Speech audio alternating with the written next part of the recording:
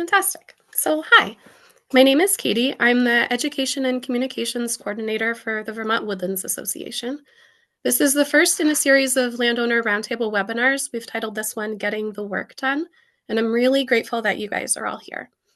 This setup is designed to be an opportunity to bring in experts and service providers to give a brief overview of their areas of expertise, and then really we're going to open the floor for questions and discussion. As a little bit of housekeeping, the panelists that we have tonight are people and workers just like us. And just as a friendly reminder, they don't set the policies or the budgets for the organizations that they work for. And I want to make sure that there's plenty of time to be able to ask clarifying questions and stewardship related questions. So let's try not to get lost in the weeds of like larger organizational questions for where they work. And just a reminder, this webinar is being recorded so that I can post it to YouTube for later viewing for people who want to reference it later or who didn't get a chance to see it tonight.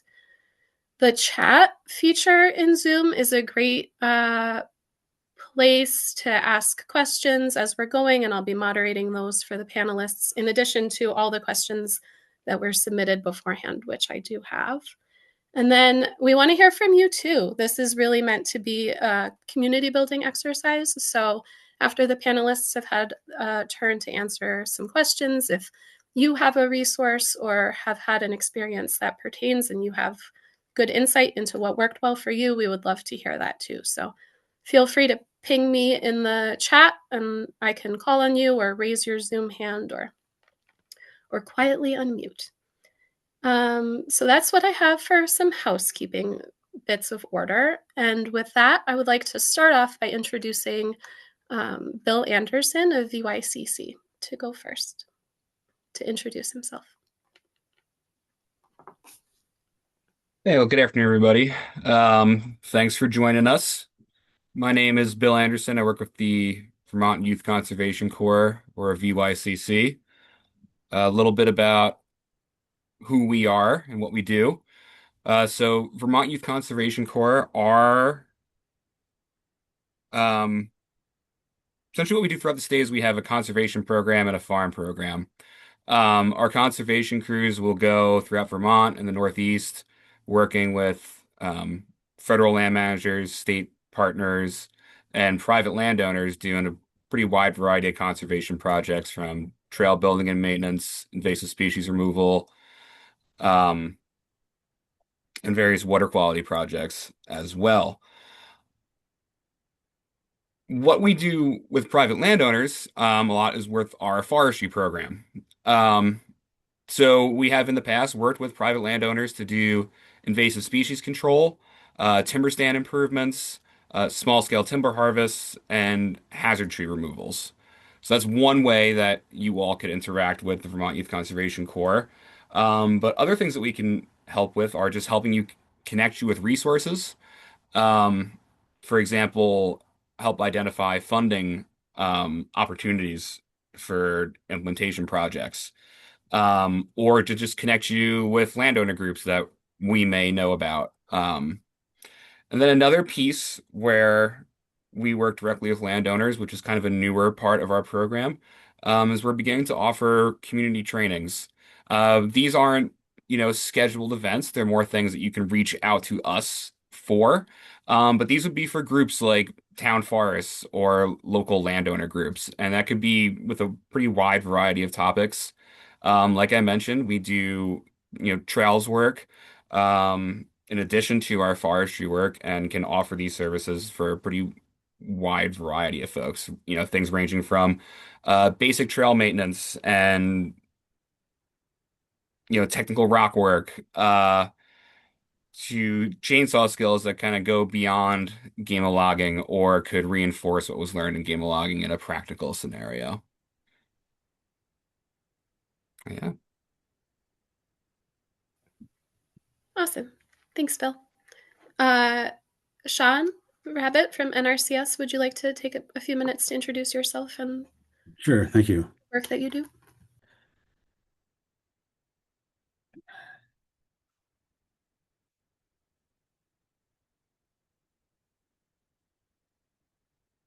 Hopefully you can see my screen.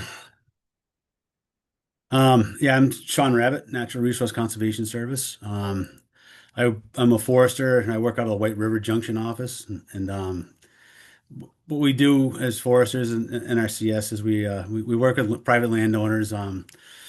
We provide technical assistance for forestry related projects. We also assist with conservation planning to assist landowners with their conservation needs. We'll help identify resource concerns and give you some ways of addressing them and what we could do to help you address that and get your property up to what you want. We have financial support programs that are paid through the Farm Bill. This is a 2018 Farm Bill. We've been kind of working on this kind of like Groundhog Day type setup. It should have had a new one by now, but well, we haven't yet. So we're still working on the 2018 Farm Bill. Most popular programs are the Environmental Quality Incentives Program. We offer incentives payments for various conservation projects to address resource concerns identified in either your forest management plan or during our field visits.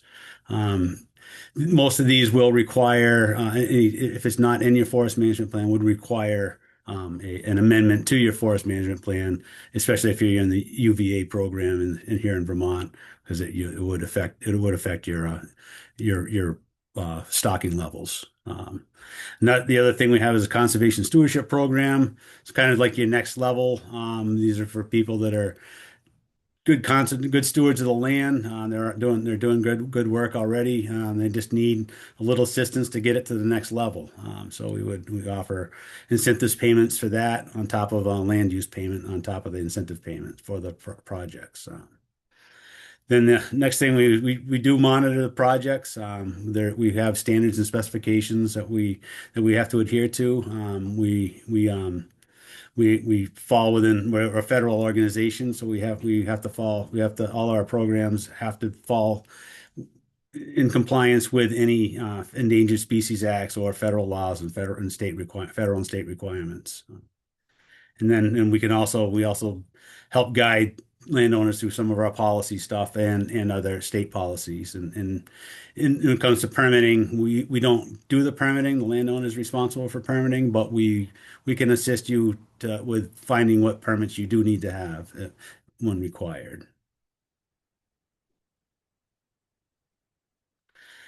To get this job done, there's a handful of us in the state of Vermont that are specialized in forestry. We have three NRCS foresters. Chris Evans works up in the northwest, in Grand Isle, Franklin, and Lamoille counties. Lily Shear, she's works in the northeast.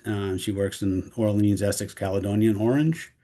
I'm in the south zone. I work in Orange County, Rutland, Windsor, Bennington, and Windham.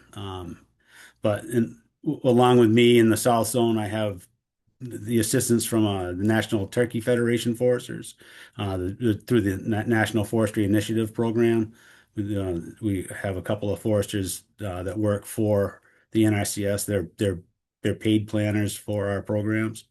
Nick Glasser, who works out of the Rutland office, and Spencer Camo, who works out of the Berlin office.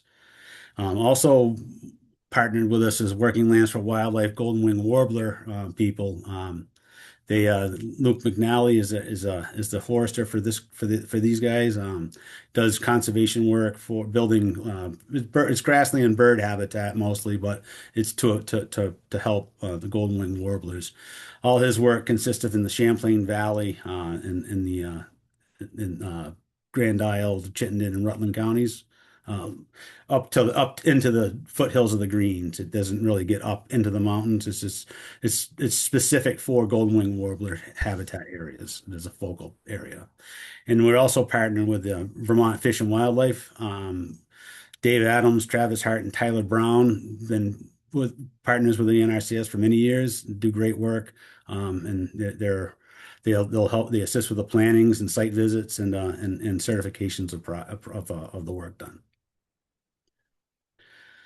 This is just service centers here throughout the state. The highlighted green is where I work, Windsor County, White River Junction Service. Um, and this is just we're a equal opportunity provider, employer, and lender. We don't discriminate. And if you have a problem with anything we say, do, or have, please follow the instructions on these and file a complaint. Thank you. Thanks, Sean. Sam, Perone with Northwood Stewardship Center, would you like to take a few minutes to introduce yourself? Yeah, thanks, Katie.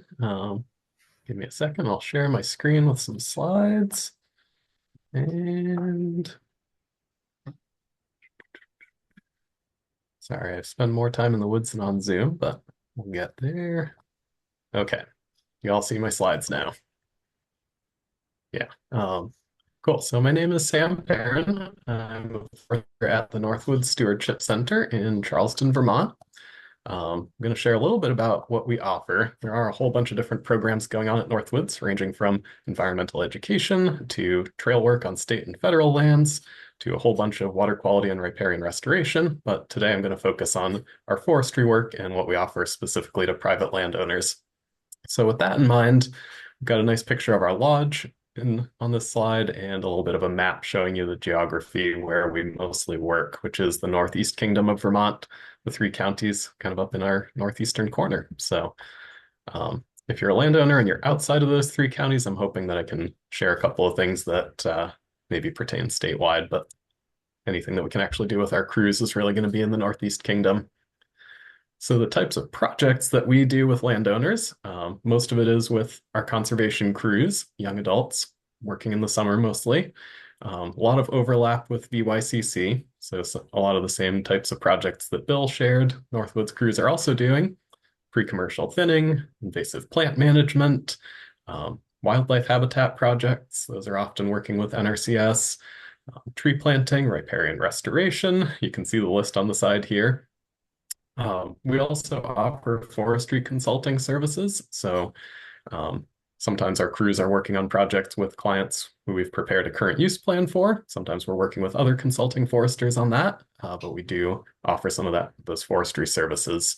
I will say a lot of consulting spend more time than we do on large scale commercial harvesting. So we do a little bit of small scale harvesting, but tend to steer folks towards other consultants for more commercial harvesting. And I will say we do coordinate with NRCS and other programs, which is awesome. And hopefully we'll talk more about that as the evening goes along. And we also offer educational workshops. So we host things like the game of logging chainsaw trainings that anyone from the public can sign up for. And we try to host a variety of workshops, often partnering with VWA or other organizations to kind of show the work that you might do on your land and how to get it done. I made my slides because pictures say 1,000 words, so you can see a few crew projects in action.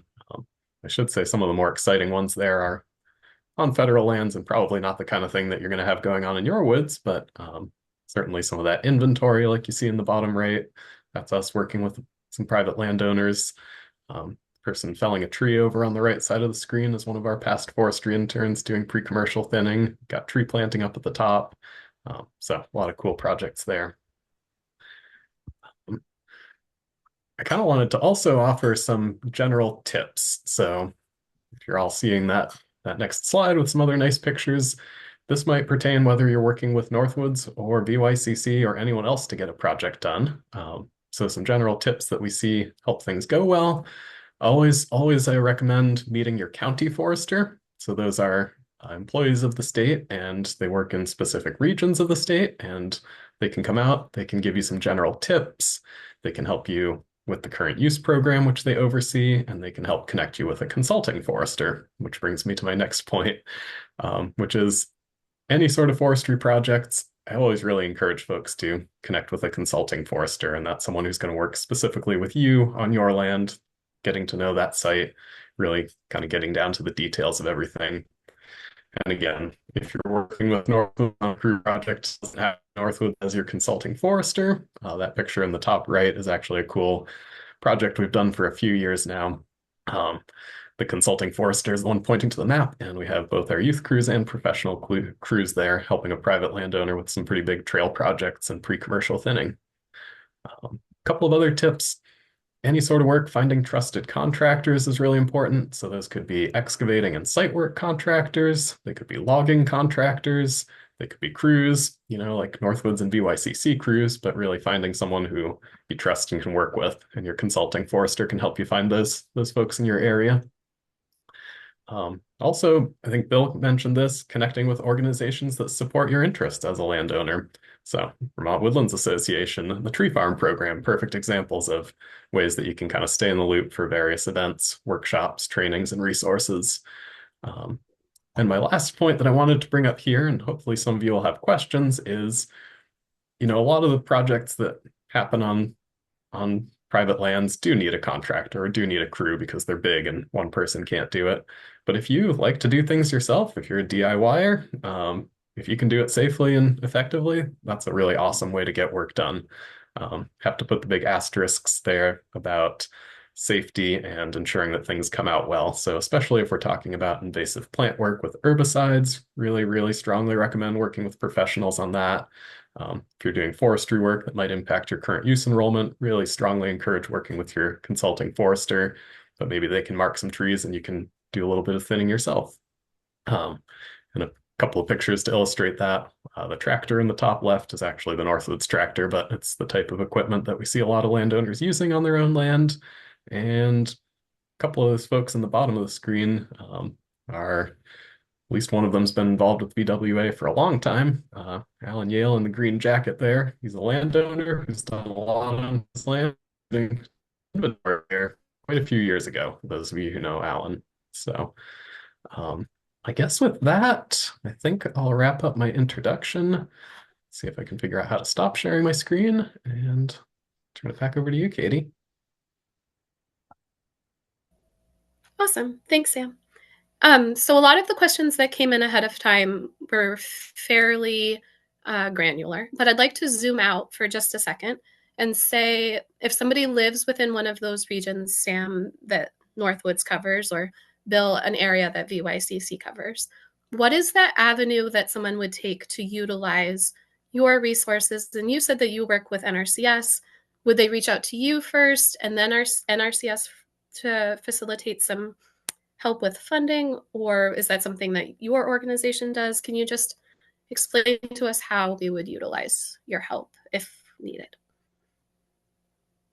Yeah, maybe I'll kick this off and then Bill, see what you think.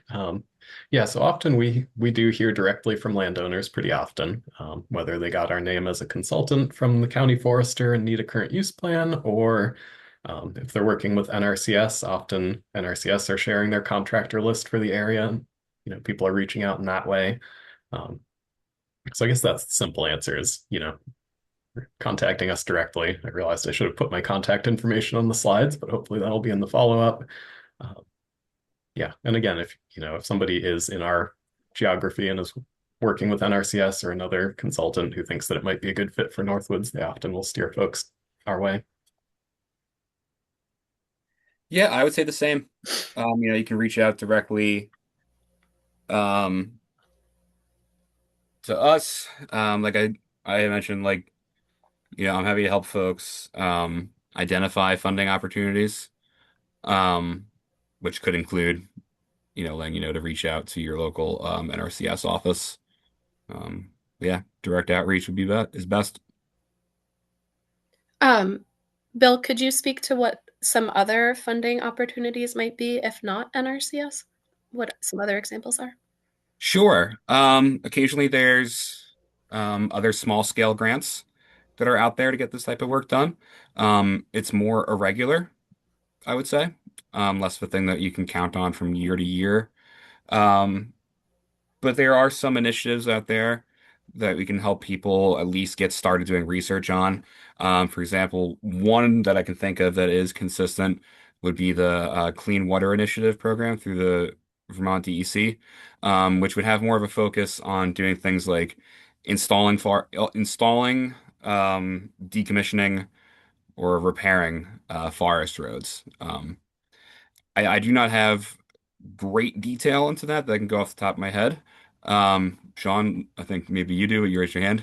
Yeah, I can probably help you with it. So DEC partnered with the Natural Resource Conservation Service and the uh, Conservation RCPP program. I do this every time. So, It's a lot of acronyms in this yeah, one, yeah. in particular. Yeah. The RCPP one is just one that just always just flies right on my head, doesn't stick with me. It's regional. Is it yeah, regional cooperation program? I'm sorry, but just the total brain freeze on that one. But so yeah, that's a really great program. They've done a lot of good work through there. I think there's some more coming up in the water quality stuff. So yeah, Agency of Ag also has some programs too that are doing some forestry stuff, and I believe in federal programs the Forest Service has been working with private landowners on some large scale stuff. So there's a lot of places to reach out. And I just recently went to watched a webinar that the Autobahn put on, and the Autobahn actually does offer some. I mean, I think they have like $60,000 between Vermont, New York, and Massachusetts to do some bird habitat work, but it's something. It's a little bit. It's every little bit helps. So sorry to interrupt. Just No, which throw it that out actually there. flows really well into the next thing that I was going to say, which is organizations occasionally will apply for implementation grants together. So VYCC and Audubon on a pretty regular basis will apply for funding through the Cornell Ornithology Lab, um, Vermont Community Foundation, or other kind of miscellaneous groups that have, small pots of funding available for implementation.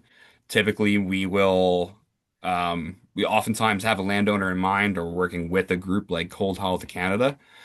However, if reach out to us, it might not be an immediate thing, but these types of opportunities do pop up a couple times a year.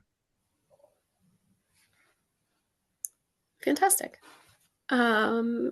If there's no questions from what we've discussed so far, why don't we jump into some of these specific questions? These are fun and directly from the participants. I do want to preface this by saying that a lot of these are site specific. Oh, Stephen, yeah, go ahead. All right. I know there's a digital way to hand raise, but No, your it's going hand, old that's school. great. Yeah. So about funding opportunities, there must be something out there, but my initial research didn't turn anything up a while back. But I like to work on trails in in our forests, hiking, ski trails, that kind of thing. And there are places where a bridge would definitely come in handy. But I couldn't really find anything, specifically targeted at like recreational uses of land and ways to improve, maybe get funding for bridge construction or something else. Is there anything out there that comes to mind?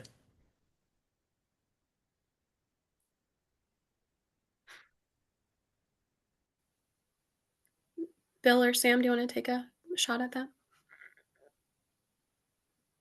I would say it would depend on where that trail or forest road is leading to and what its use is. In addition to um, what kind of access you permit on your land. Um, Land that has public access could be eligible for recreational trails program grants through Forest Parks and Recreation. These are pretty competitive grants. They're often applied to by municipalities or various nonprofits, land trusts, etc. For pretty large scale projects. Um, that would be the big one. Would be the Forest Parks and Recreation RTP program. But again, the land would have to be open to the public. Um, the other thing with like a forest road, you might be able to get funding for repairs to that road through Clean Water Initiative, depending on exactly what that practice is. And Sean, you might know more about this, but for example, if the current bridge does not meet current acceptable management practices, I believe you can get funding to upgrade that to something that does fall into those practices. For example, Yeah. not being above the high water mark would be Yeah, one. the NRCS does we do fund stream crossings and trail work, but there's gotta be a resource concern, and it generally isn't gonna. We generally don't just do recreational trails. It's going to be more. We do work with sugar makers, and with their trails and their trail systems, and we work with loggers and logging roads quite often. Um, I thought I'm a mountain biker. New England Mountain Bike, Vermont Mountain Bike Association. A lot of the mountain bike associations are really big into doing trail, and like you said, but you'd have to offer access to public access to that trail. No, so. Right. Yeah, that makes sense. There has to be some broader purpose than just me and my family like to use it. So we'd have to think about, excuse me, we'd have to think about that for sure. I mean, I know that you don't have to go far to connect to the Catamount Trail, for example, and probably, I don't know, the Velomont Trail. I don't know if it's still being developed, but it all comes pretty close by, but there's a lot of private land between us and them, and it's hard to scheme it out. So, yeah, I'll have to think Actually, about that's the connectivity piece is it. a high priority for the recreational trails program. So if you, however, it would have to be at a certain scale. So if you were to get together with the landowners around you and develop a proposal to have a trail that connected to Velomont, that would be a really strong proposal for an RTP, I believe. Mhm. But that being said, my caveat is I don't know the exact eligibility requirements, and that if you as a private landowner would qualify, you'd have to look into that. Um, Okay. So that's through Forest Parks and Recreation, you said? yep. Okay. All right. Thank you. Stephen, VWA did a webinar about a month and a half or so ago about putting private trail or publicly accessible trails on private land. And we had Mhm. 5 different speakers with all sorts of different resources listed. And you can find that webinar in the VWA YouTube channel if you want to go back and take another look. I can't believe I missed it. Thank you for letting me know. I will look that up. Awesome. Yep. And Stephen, Katie, sorry to interrupt. Just I'm going to pop in the chat. I've been kind of working behind the scenes, grabbing some links here, and I just put a link to the Borac program in the chat. So there should be some more information there about that grant program. And then I did put, and I think Sean and Bill and team, I think this is the correct RCPP grants program out of DEC. I put that link in the chat as well. So if folks are interested, there's a link right there on that grants program. Perfect. Thank you. Awesome. Thanks, Kate. And then everybody has like a follow-up resource in the next couple days. I have a Google Doc with all sorts of links to things just like this, so you can go back and reference those. And I'm intentionally keeping that so anybody with the link can edit it so that you can also add resources for other folks to utilize after the fact. Awesome. Are there any other questions as we move along or any other points that people would like to make? I want to make sure I give time to people to talk if they want to. Okay. So let's jump into some of these specific questions that rolled through. I do want to preface this by saying that with site-specific questions, it's always best to bring in your consulting forester or your county forester. And, maybe we can take a shot at answering some of these questions, but nothing beats having an actual living live person in your forest. So with that said, I have a question. Maybe we could split it between Sam and Sean. Somebody wrote in to say they have 10 acres of very large white pine and they want to open it for hardwood release. They're curious what the best way to do something like that is, both ecologically and as an affordable measure.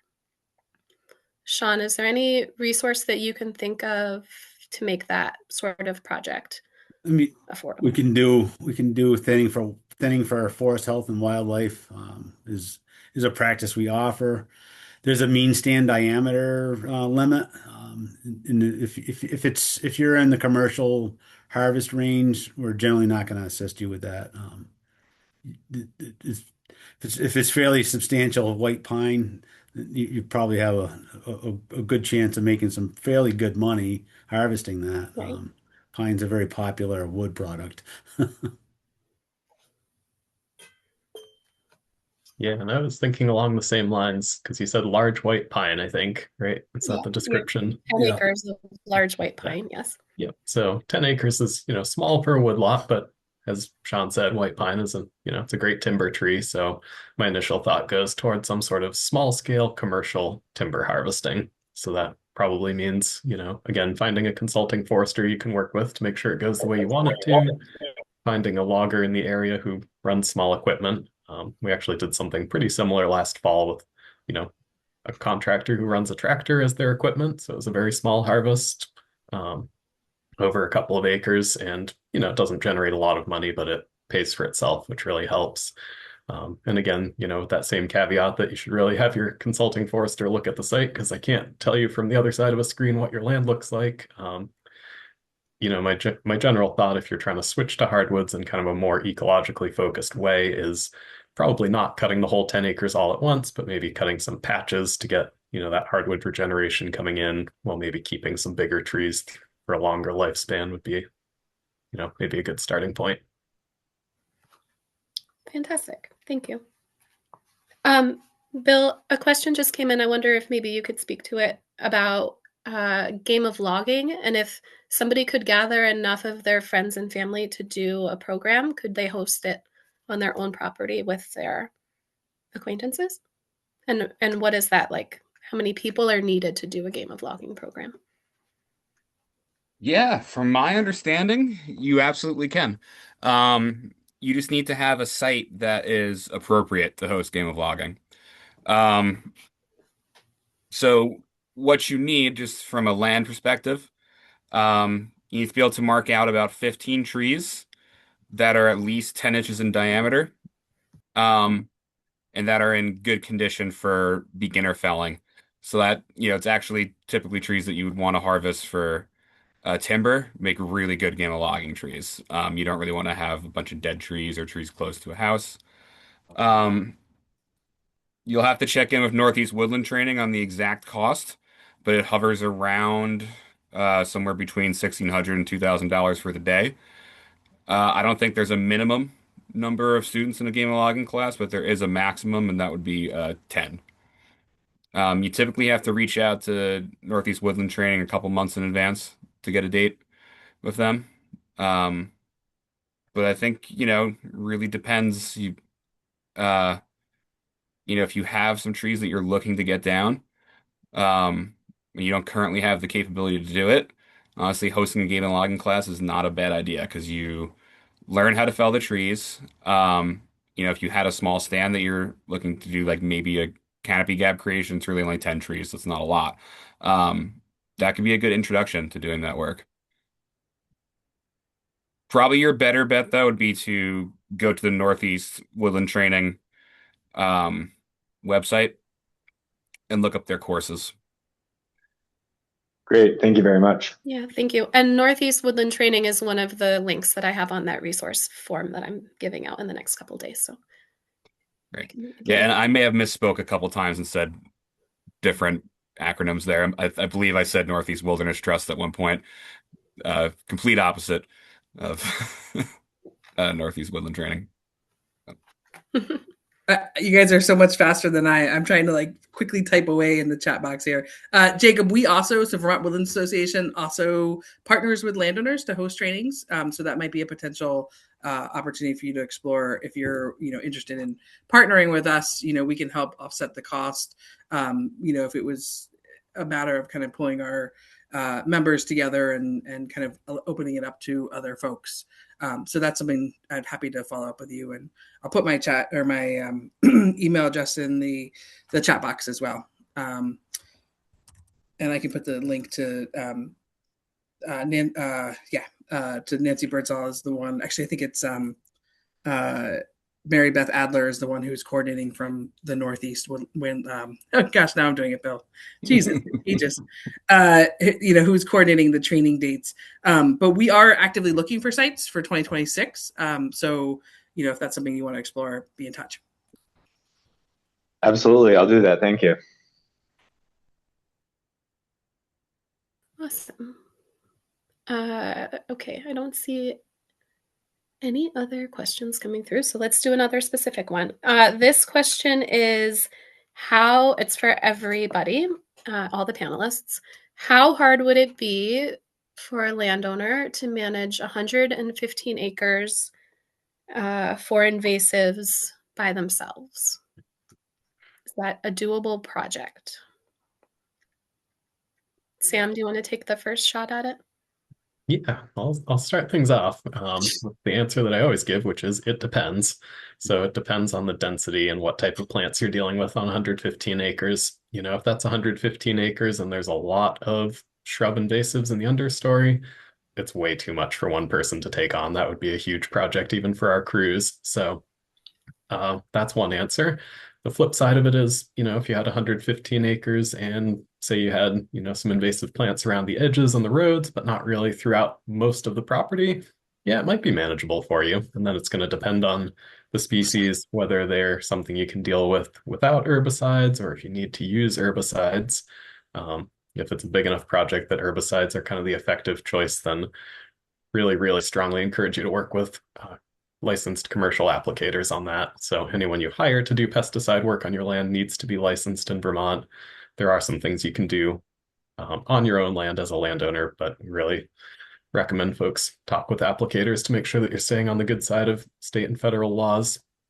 So yeah, really assessing it. I mean, one thing that I encourage folks to do, if you're considering reaching out to some contractors, seeing what it's going to take, really helps if you have a description of what's out there. So, kind of where you're finding the invasive plants, what species, if you can identify them. Things like the Seek app are super helpful on that. Yeah, where they are in your land, even sketching on a map, where it's the worst.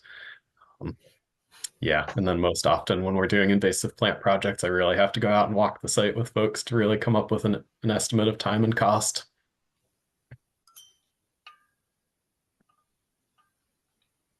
We do offer technical advice. We'll go out and help you scout your densities and extents, and I help you identify invasive plants. We don't do the treatments, but we can give you a good idea what your densities are and what the species you're trying to combat are, and we offer. We have a very large list of invasive. That's our number one practice in the NRCS is invasive control. Actually, another resource, if I could jump back in, vtinvasives.com or .org. You can find that and drop it in the chat. That's a great website, but they also have a contractor list that they updated a couple of years ago, and that's super helpful. You can look through that list of invasive plant contractors, see who's working in your area, start reaching out. That's really helpful. Thanks, Sam. I would say as like solo work, that is a lot, 120 acres. And just, maybe to give a little bit of context, a VYCC crew working in an area with very high density, and think like Champlain Valley, super dense buckthorn, pretty much 100%. It'll take about 300 labor hours to do between 2.5 and 4 acres. So that's one person working for about 8 weeks full time. That's a really also good perspective. And that's like, the crew is working in pairs for doing cut surface treatment, right? Where one person's going ahead with the chainsaw, cutting and tossing the debris, and the other person's following up with the applicator tool. If you did want to take on something like that on your own, I think looking at it from the perspective of like, we're going to go and remove 120 acres of invasives, might not be realistic, but what could be realistic is identifying high priority areas along with your forester and the folks at the NRCS and coming up with a good plan to just tackle it as you go. Because it's really not just cutting the invasives if you want to, um, keep that area invasive free. It includes substantial follow-up. Um, you also see a lot of people going in and planting after the invasives treatment to try and help shade out that regeneration of invasive growth. So it's a pretty big undertaking. Um, but you can manage your, parts of your land for sure.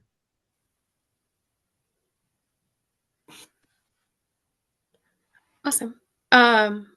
Let's get even more specific because you said at one point that it depended a lot on the species of invasive. So a separate question came in saying, what's the best way to deal with buckthorn? They have lots of 1-inch saplings. And then as a sub question off of that, is thistle considered an invasive plant in Vermont? And if so, how to best deal with that one?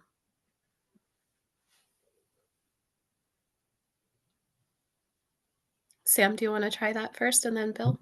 I'll take a crack at this one.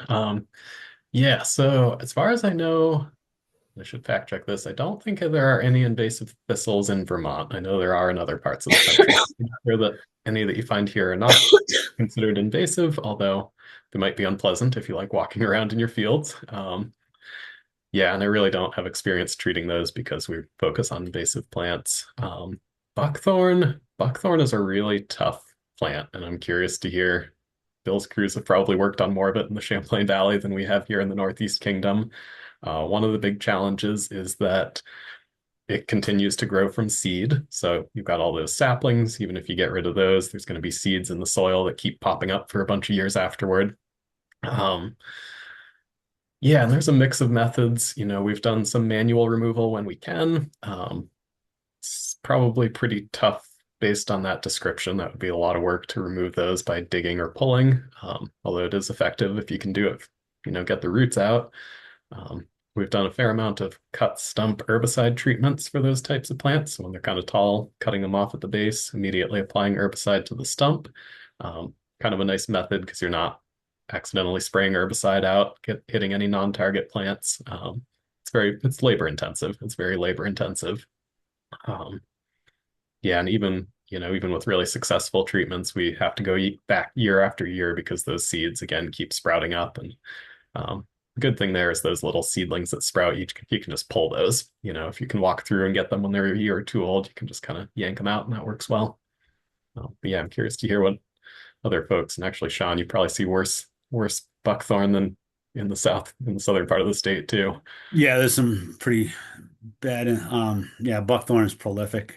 It's like you say, it's not so much just that initial treatment, it's just the years and years of follow-up.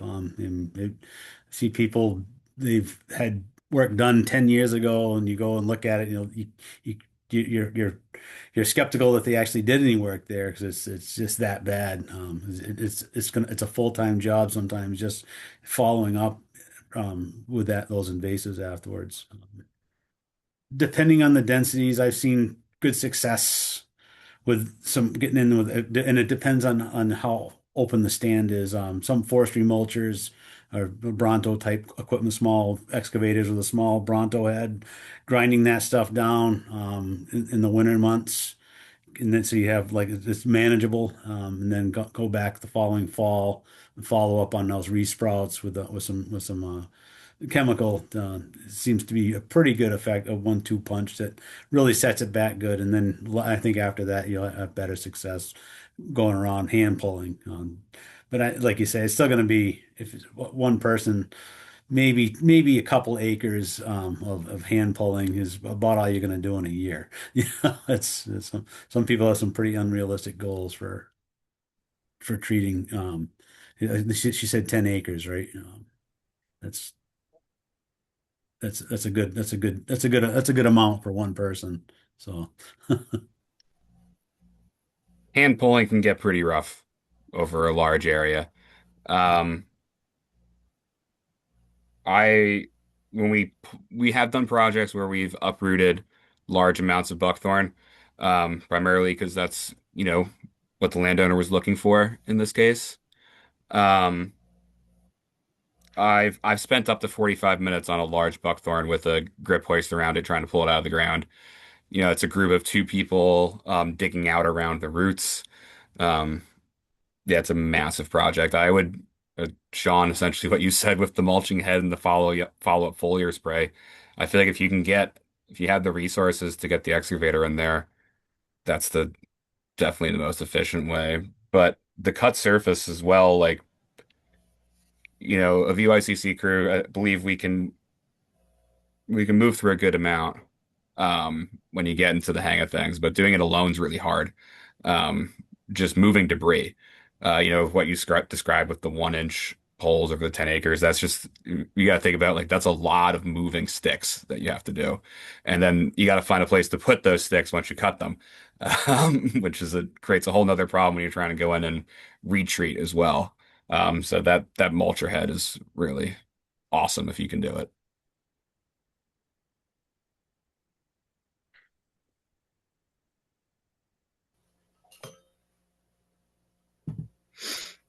Um, Great. So here's another very site-specific question, but somebody was wondering how to manage forests on undulating terrain for easier tree removal, and if it's possible to avoid building skid roads in that process. Bill, do you want to see if you can take a shot at that first? That area is not really my expertise. I would probably pass that off to Sam or Sean. Okay, fantastic. Sam? Yeah. So the question was about undulating terrain, kind of getting in there to remove some trees, but not wanting to build big roads and trails. Is that the That's how gist I of it? interpreted it, yes. Yeah. So, undulating terrain makes me think first of the Vermont acceptable management practices. So those are kind of geared toward logging jobs, but it's a set of guidelines so that if you are having to create any roads, trails, or get equipment into the woods, that you can do it without causing excess erosion. Uh, yeah, basically, if you're trying to get trees out of the woods, you usually have to get equipment in there. So you usually do need some kind of trails. The smaller the equipment, the smaller the trails, realizing that, it kind of reduces the efficiency of harvesting. So you might not actually make money on a job if you're using a small tractor or a small skidder. You might actually have to break even or even pay for that work to happen. Um, yeah, we've seen some pretty good outcomes where, with that type of equipment, the trails can be pretty small, pretty, unintrusive.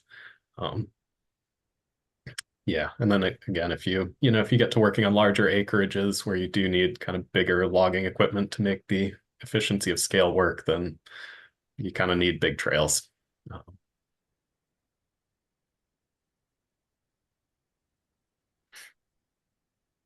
I guess Yeah, I have nothing to add. I don't really do our positions. We don't do any of the harvesting side of it, but I can't really see any way to get a log out once it's on the ground. It's unless you got hundreds of people to all put it on their shoulder and walk out with it, I guess. But other than that, yeah, sometimes there can be sort of multiple benefits if you're a little bit reluctant about, having skid trails and a logging job. If you can work with a consultant and a logger who are able to do it, you can create trails that might actually be kind of nice recreational trails. They're not going to be single track, they're not going to be mountain bike specific trails, but they can be sort of, nice woods roads that you can use afterward for recreation. Um, and again, those acceptable management practices are super critical for making sure that those trails have water bars in the right places, that stream crossings are done without, causing negative impacts. And those are things that consulting foresters and county foresters are spend a lot of time with. I will make sure to link to the AMPs on that resource sheet for everybody because those are pretty critical. Any questions from anybody in the crew so far? I just have a couple more specific ones that came in that we could try to address. Somebody was wondering if there's any hope for white ash moving forward in Vermont. What's everybody's hot take on ash these days? there's always hope. I mean, beach bark disease was supposed to kill all the beach 50 years ago, yet they're still there. They're still here. Um, Shenandoah Valley, Virginia. I'm sure there was a massive defoliation of all the hemlocks. Hemlocks have made a recovery there from Willie Adelgid. So, I mean, there's hope, and there's something, but as of right now, there's not much. It's white ash actually has more resistance than black and green. The black ash are the ones that are kind of more the doom species, which is kind of unfortunate due to their uh, native value. So it's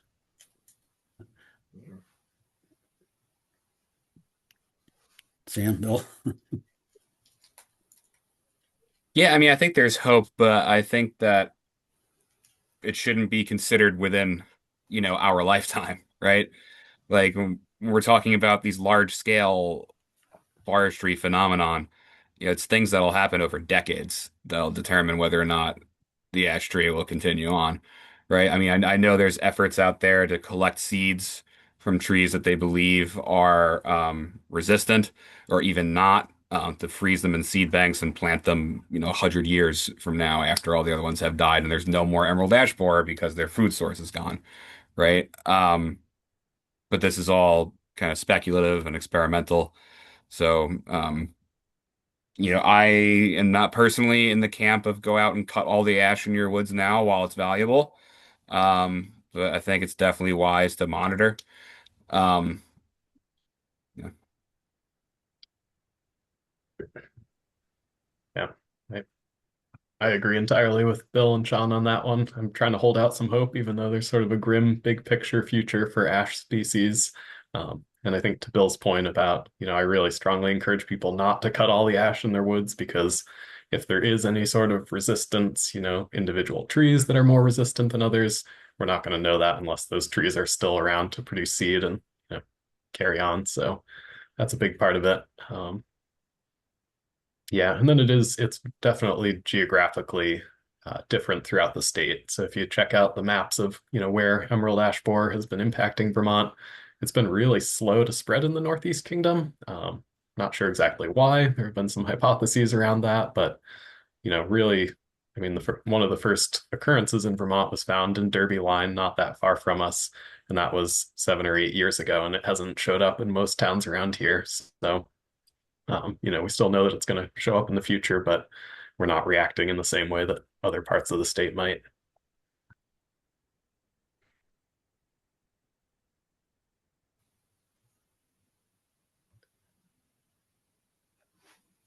Wonderful.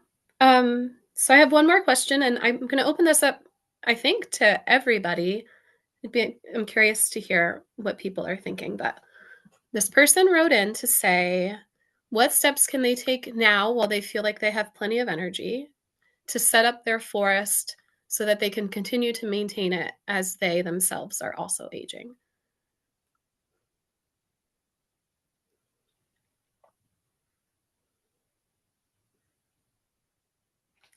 And if any of the audience members have perspectives or tips for things that they are setting themselves up for into the future, I think this would be a nice opportunity to hear from everybody.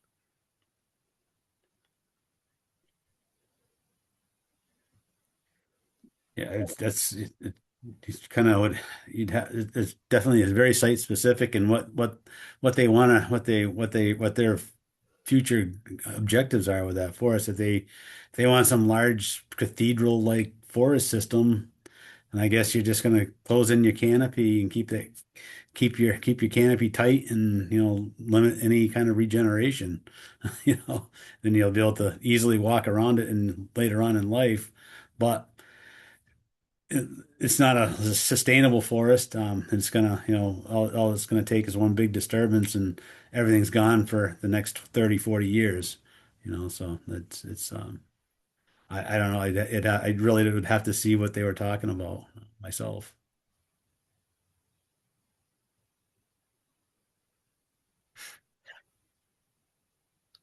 Bill, you just unmuted. Do you have a thought?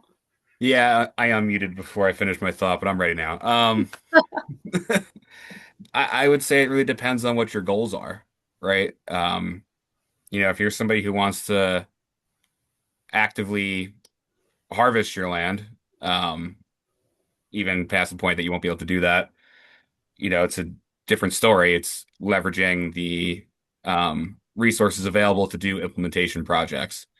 I would say for some folks, though, something that they can look into is the Family Forest Carbon Program through American Family Forests. Um, Offers contracts. I don't know the exact numbers, but there's a lump sum payment up front, and then there's smaller payments incrementally throughout the term of the carbon contract. This could just be a good way to provide funding for you to carry out, because there are still some practices you can do within the Family Forest Carbon Program. For example, firewood harvesting and invasive control are allowed practices. Um, so that could be something worth looking into. And I really say that just because of like the continued income component of it, that can allow you to essentially hire people to do the ongoing forestry work. It's really not something that you can look at as like you do it now and then you're done. It does just you if you want to actively manage your woods, you do have to actively manage those woods. Yeah. Um, yeah, one thought that comes to mind for me as well. Yeah, it's super situationally specific, right? It depends on who you are as an owner, your family, your friends. I definitely see some cases where folks can get younger generations involved, whether it's their kids or grandkids or their neighbors who then get really excited about carrying on hands-on forestry projects. Again, it doesn't work for everyone, but it works for some. I've also spent a lot of time in the woods with folks who are in their 70s and 80s, and you just can't keep them away from a chainsaw. So, you might get hooked and never give it up until the day you die. Um, and then I guess one other tip that, again, doesn't work for every site, but works for some. Um, I often encourage folks, even if your primary goal is not timber value, to try to manage towards your other goals. Like if you're managing for wildlife, recreation, try to keep that high quality timber value piece in mind. So it might mean doing some pre-commercial work when you're younger, and you won't see the payoffs of that, but your kids might, or the next person managing the land might be able to, do sustainable timber harvesting of high value products that can help pay for other work on the land. Um, yeah, and then I guess the last thought, and I saw Kate, you also unmuted. I know there are some resources around kind of estate planning, succession planning, and those I'm less familiar, but those could be really helpful, I think, in planning the future of your land. Yeah, thanks, Sam. You read my mind, and certainly at Vermont Woodlands Association, we have resources to help with some of that estate planning, and happy to have conversations with folks. It's interesting, actually. Before I hopped on the call, I was meeting with a bunch of other forestry professionals, kind of in a roundtable of professionals, and I asked the question to them: what advice would you have going into this session tonight? And the advice that was shared around the room was build relationships.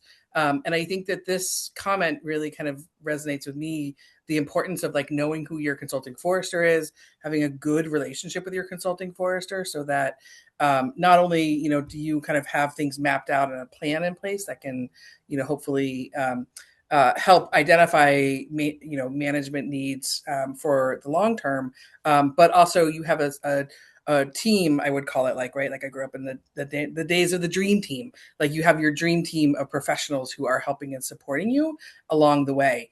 And so I think that would be my advice for somebody is, start building your team now. And I think we all get to the point where we all, none of us can, work in the woods forever and do this work, into perpetuity. And so, the idea is that whether, you're identifying needs in your forest management plan, or getting to know your logger, getting to know the folks who are actually implementing work in the woods. I think there's a lot to be gained in terms of trust and respect and understanding when we take the time and the space to really lean into those relationships. And so I think I would add that I think you guys covered a lot of ground. And so all yes, and everything everybody shared, and, just really kind of taking the time now to really establish those relationships so that you have that team to lean on in the future.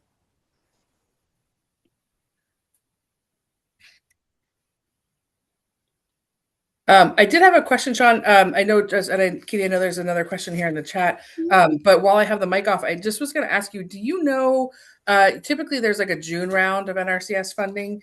Do you can you give us this, is there a rhyme and reason or like rhythm to, when folks should be thinking about NRCS projects, or, is there a seasonal aspect to it, or is it, or not? We have an application period. Our application period closed January 15th this year.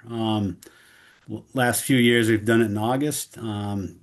We accept applications year round, so there's never just like planting a tree. The best time to plant a tree was 10 years ago. The next best time is now. We'll take applications anytime. Site visits can happen anytime. Depending on, we're not going to go look. We're not going to really try to scout out invasives and 6 feet of snow.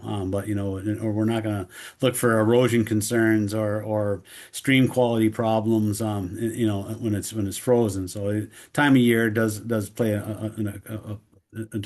into that. We are in the process of ranking conservation plans at the moment, and funding for those will probably we'll start seeing funding for those probably around mid-April, and for our EQIP program, and then CSP will follow and a little on later on around June. That's when the money comes in. But as far as planning and getting an application in, it usually takes about a year to do. So it's UVA plan. We do help fund UVA plans. They're going to be to our specifications, so they're a little bit more than a UVA plan. But if you want to get those done, I would think about it 2 years ahead of time. Great. It's slow. There's good opportunities, but it takes a while to get it.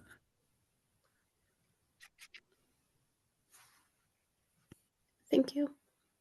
I want to make sure that we have time to address this question because I think it's a good one, following up on the little conversation we were having about relationship building. And I'm curious what the panelists take on the dynamic between a landowner and their forester doing the interfacing with the logger, how to make sure that the landowner and the forester and the logger are all on the same page, and that the landowner is able to essentially speak the same language and know what to expect from a project.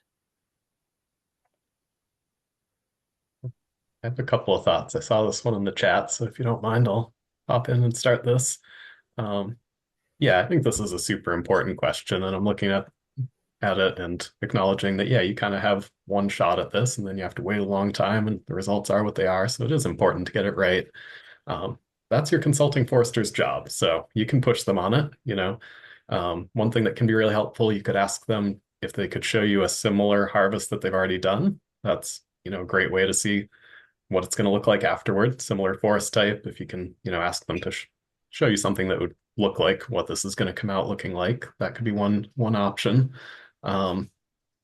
There's a really good set of resources that we can link to from the state called Cut with Confidence. Those are a whole bunch of little pamphlets that kind of explain the terminology and how the process of a timber harvest goes. And so that can be some good sort of background information to help you get on the same page with your consulting forester and the logger in terms of, just speaking the same language.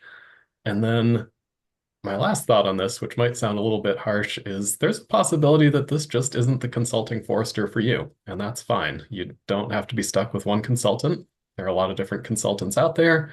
Every consulting forester kind of has their specialty. So, this might, if it really doesn't seem like it's working out or you really don't feel comfortable, working with them, consider talking with some other foresters. And, it's common once you do find a consulting forester you like working with, a lot of people stick with the same consulting forester for a long time, decades and decades, but it might take a little bit of, shopping around to find the person you work best with.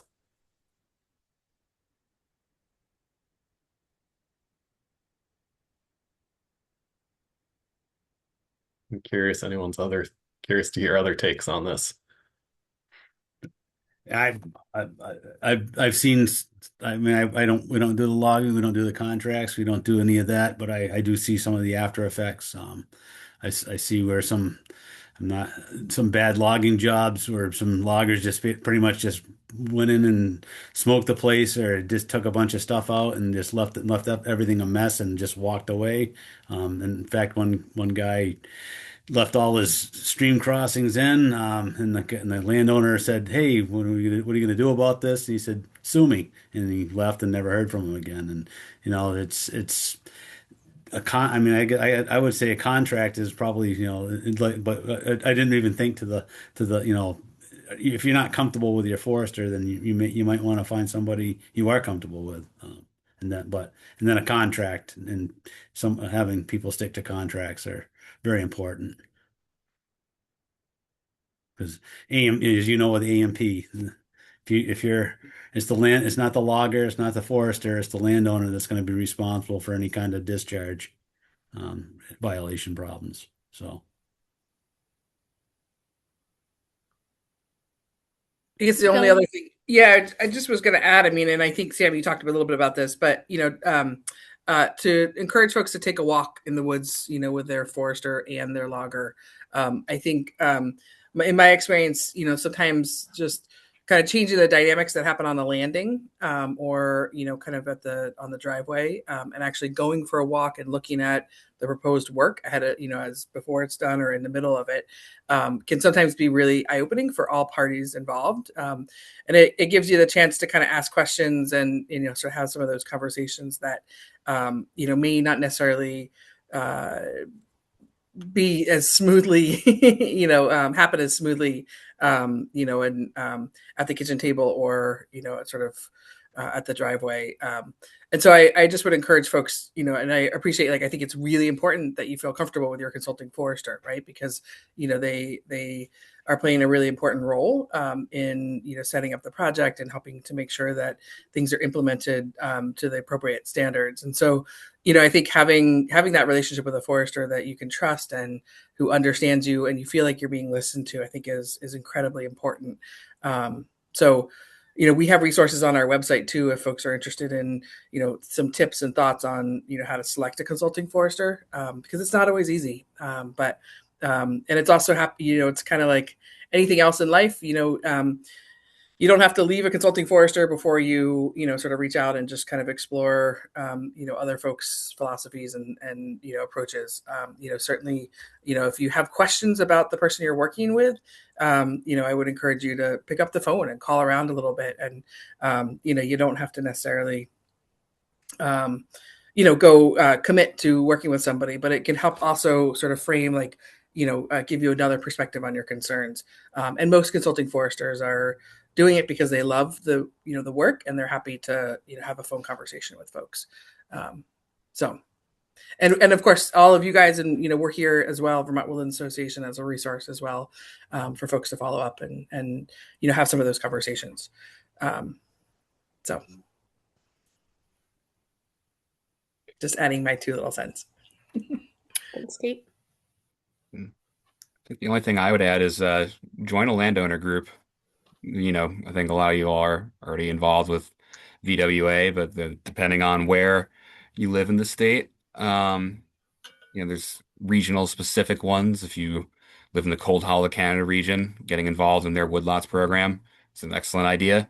Reaching out to Audubon, Vermont to get a bird habitat assessment done, getting involved in Vermont coverts. I think these are all ways to bring more people in and get a wider variety of opinions.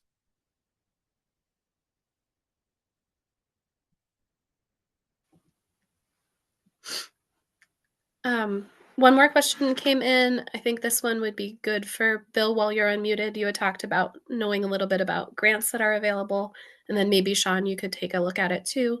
Are there funding options, grants, etc., to remove trees for the sake of forest health if they're not profitable, but it would benefit the larger forest to take them out? I'll talk about private stuff available first and then pass it off to you, Sean, for the federal. Yeah, I mentioned that, there's sporadic private grants available. Typically for landowners, this would involve working with one of these landowner groups, because that's usually how I've seen those get actually out to landowners and result in implementation projects is, VYCC and Audubon Vermont apply jointly for a Cornell ornithology lab grant. And then we work with Cold Hollow to Canada to identify landowners that are looking to do that type of work. So I think getting involved in these landowner groups would be a great way to have you to connect to these funding resources. Also, being involved in that and making it known that you're interested in doing implementation work would be really beneficial. Um, as far as like private, you know, you, the landowner, applying for some of these grants, I can't think of anything off the top of my head. It's something that you would kind of just be on the lookout for. Finding organizations that fund this type of work. Some of the larger ones I can think of would be like the Northern Forest Center. But again, it's kind of sporadic for like what exactly would be available. And on the state level, there may be some stuff available in there as well, through FPR. But again, a little more sporadic. I mentioned the Clean Water Initiative program. But again, that really relates to that Forest Road component.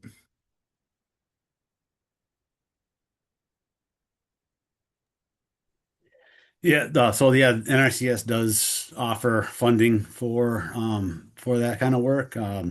There's a mean stand diameter, and like it's going to be based off your forest management plan. Unacceptable growth, like a high volume, high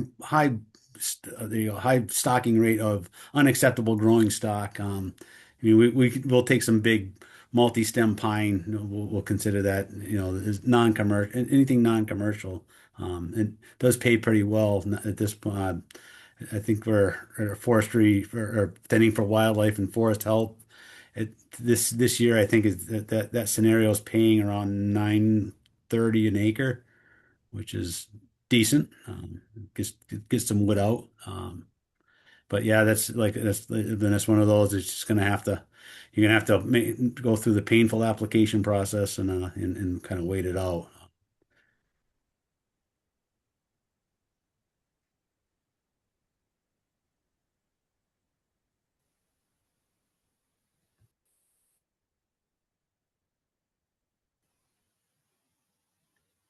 As a follow-up to a couple questions ago, if somebody is interested in planting native species, I'm just going to read this question.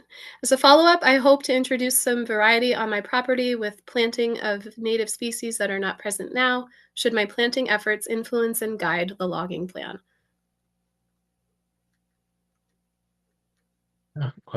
I'll jump in to start answering this. Yeah, that's a great question, and I would say yes, it should influence that. So, for example, a lot of the selection of trees to plant or trees to regenerate is based on their shade tolerance, meaning how well they do in shade versus sun. So, again, depending on what species you want to plant, your forester might design different canopy opening sizes. So if if you're planting trees that really like full sun, you're going to need big gaps in the canopy. If you're planting trees that do better in partial shade, you might be looking at smaller canopy gaps. So that's one example of how the logging might influence your planting later, for sure.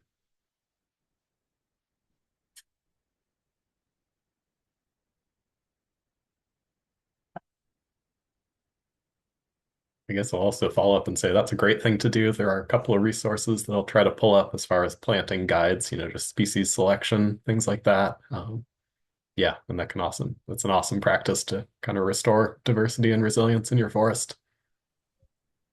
Just the only thing I want to add is just the site index, site quality for the specific species you're trying to plant. There's certain things don't like to grow in certain soils. So just everybody wants to grow black walnut trees in their backyard in 3 weeks so they can harvest those and make $1 million. But there's some sites that just won't ever tolerate, they'll never grow that tree. So. John, how does is there funding available through NRCS through the climate program for folks who are interested in planting for adaptation? Oh yeah, we do plant. We fund planting. both riparian buffer planting and tree and shrub establishments. Different scenarios, different. It's historically we don't pay very well to plant trees, so it's more it's an incentive payment. It's not really gonna get a bunch for you. So we do encourage landowners to we work with quite a few landowners that have started their own seed from their own, they work with their children and relatives, and they started a bunch of seed in their basements. They go out and do cuttings. They're doing they're starting for their different planting projects, and we'll pay you to put your own trees in. That's a good way to supplement it. But we do fund it, unless you short long not to be so long-winded, but we will fund it. But it's you definitely want to check in with contractors if you're going to pay somebody to do it, because our rates might not be adequate for you. Thanks. Thank you, Sean. I just want to give a second for any lingering questions. I know we're running up against the clock. I want to make sure that if we're about to end, if there's any questions that people still have, they have a shot at asking them.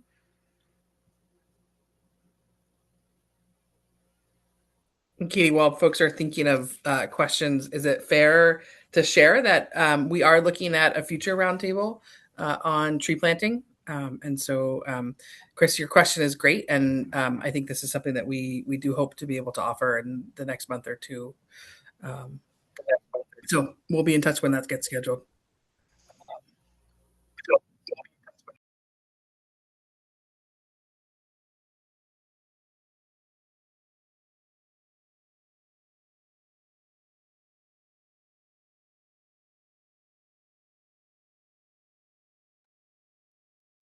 Katie, you're muted.